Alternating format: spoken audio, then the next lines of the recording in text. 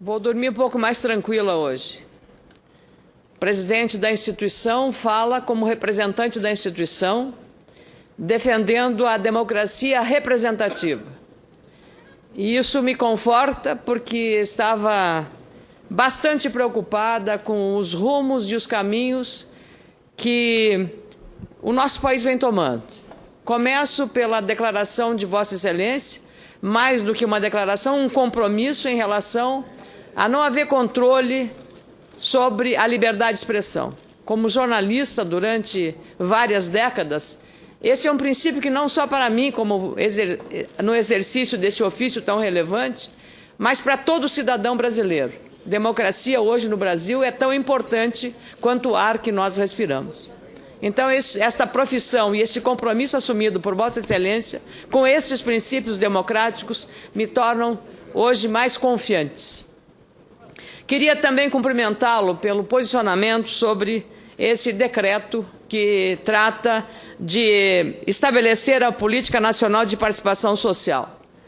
E que seria, sim, presidente, no regime democrático, para um tema tão polêmico quanto este, e que interfere sobre a nossa ação e a nossa competência, que a matéria deveria vir aqui não como um decreto, que tem um peso muito forte, e vir para cá como um projeto de lei. Prefiro até do que uma medida provisória. Que medida provisória também é um cheque em branco na mão do presidente da República. E não é nenhuma crítica, nenhum juízo de valor sobre o ato da presidente. É sobre o instituto da medida provisória.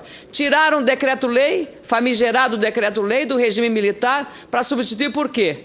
Por uma medida provisória que era um instrumento de regime parlamentarista e que se tornou aqui um sufocador da ação do nosso trabalho legislativo.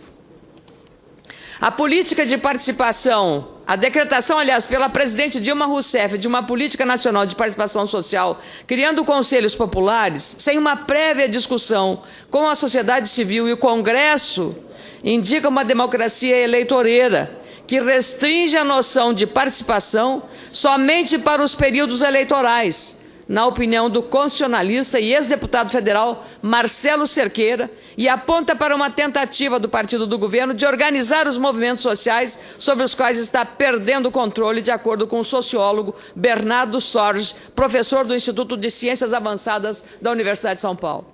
É o que está escrito hoje no Globo, na coluna do Merval Pereira. Cito também, abre aspas, a política de participação social, embora de difícil execução na prática, caso seja efetivamente aplicada, vai transformar o Brasil num grande fórum de discussão de políticas governamentais, muitas delas, presidente Renan Calheiros, confidenciais pela sua própria natureza.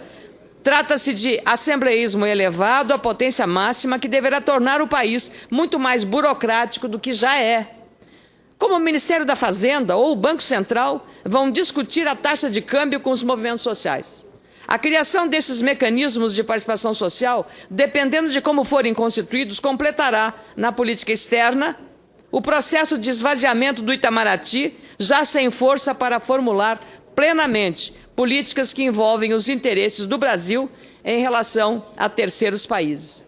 Quem disse isso não foi a senadora Ana Amélia, foi um embaixador de reconhecida competência, o embaixador Rubens Barbosa, em artigo no jornal Folha de São Paulo e o Globo, da edição de hoje. Aliás, solicito a Vossa Excelência, senhor presidente, a transcrição do artigo e da coluna do Merval, do artigo do embaixador Rubens Barbosa.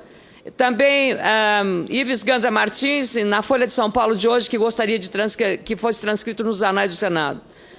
A Política Nacional de Participação Social, tal como descrita no decreto, tende a substituir o Congresso Nacional na representação popular. Também o jornal Correio Brasilense de hoje, seu editorial, que solicito a transcrição. Nova ameaça à democracia. A jovem democracia brasileira não para de correr risco.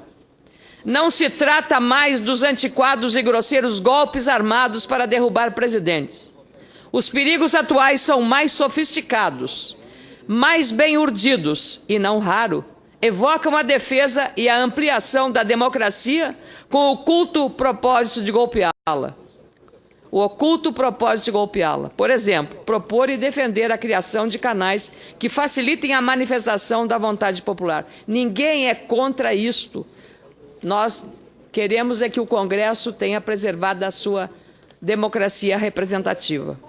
A ideia é passar por eles a velha aspiração de políticos brasileiros que sonham com a perpetuação de seu grupo no poder, livre dos riscos de uma eventual derrota em pleitos verdadeiramente democráticos. Por esta via, que seria tida como legítima representante da vontade popular, poderão transitar mudanças perigosas para o regime democrático que pressupõe a alternância no poder e a submissão incondicional às leis aprovadas pelos representantes eleitos pela maioria da população, no caso, deputados e senadores.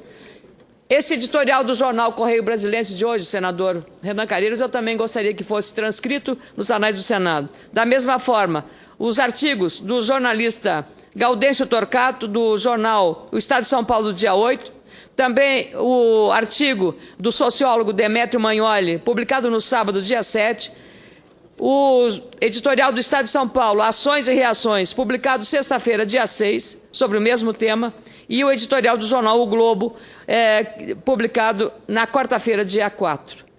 Dessa forma, eu penso, senador Renan Calheiros, que, vou repetir, vou dormir mais tranquila hoje com a manifestação de fé de Vossa Excelência em relação a que não permitamos que a democracia seja violentada de nenhuma forma.